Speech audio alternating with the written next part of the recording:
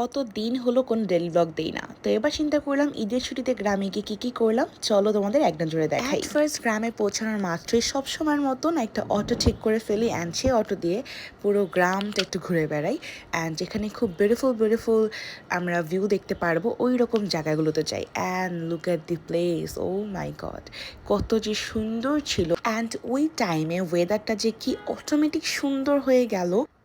আকাশটা দেখো কি সুন্দর বাতাস হচ্ছিল, আমার মনে হচ্ছিল কি লাইফটা এদিকেই থেমে যেত বাস, মানে এত সুন্দর লাগতেছিল সব কিছু। সো অ্যান্ড দেন হঠাৎ করে আমার চোখে পড়লো একটা সুন্দর কদম গাছ, আমি অনেক দিন পর কদম দেখেছি। এরপর আর কি লাইফ তেমনি একটা adventure, and then I always looking for adventurous things to try. So যখন দেখলাম এরকম করে পার হতে হবে ওইদিকে, আমি তো একদম টুকটুক করে পার হয়ে গিয়েছি, বাট আমার একটা কাজিন পার হতে পারছিল না। সো অ্যান্ড দেন আমি এগেইন ওদিকে গিয়ে আবার ওকে একটু করে নিয়ে আসছিলাম, যেহেতু একজন আরেকজনকে ধরে আনতে গেলে টাইম লাগে, আর আমি তো টুকটুক করে চলে আসছি। সো এই ব্যাপারগুলো খুব মজাই লাগে, আর এগুলো গ্রামে না গেলে না আসলে পাওয়াও যায় না। সো এর জন্য আমার মানে ঈদের ছুটিতে গ্রামে যাওয়াটা আমি প্রেফার করি। এরপর আমরা সবাই মিলে ভিউটা এনজয় করতেছিলাম, এত সুন্দর বাতাস হচ্ছিল সেটা এনজয় করছিলাম। অ্যান্ড দেন সুন্দর একটা কদম নিয়েছি, অনেক দিন পর কদম ফুলটাও আমি হাতে নিলাম।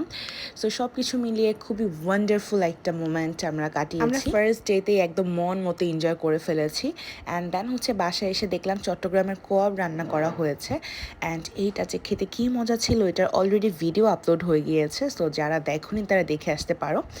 এরপরে হচ্ছে আমরা আরেকটু ঘোরাঘুরির জন্য বের হলাম বিকাল দিকে, অ্যান্ড দ্যাট টাইম আমরা গিয়েছিলাম একটা সুন্দর রিসোর্ট অ্যান্ড রেস্টুরেন্ট টাইপের জায়গায়, যেটা হচ্ছে দক্ষিণা হাওয়া। এটা আমাদের বাসার থেকে একদমই সামনে, সো এর জন্য যাওয়া হলো। অ্যান্ড এই রেস্টুরেন্টের খাবার ভাই বিলিভ মি, মনে হচ্ছিল আমি ঢাকায় বসে কোনো রেস্টুরেন্টের খাবার খাচ্ছি। So that is all about for today, until my next video, by.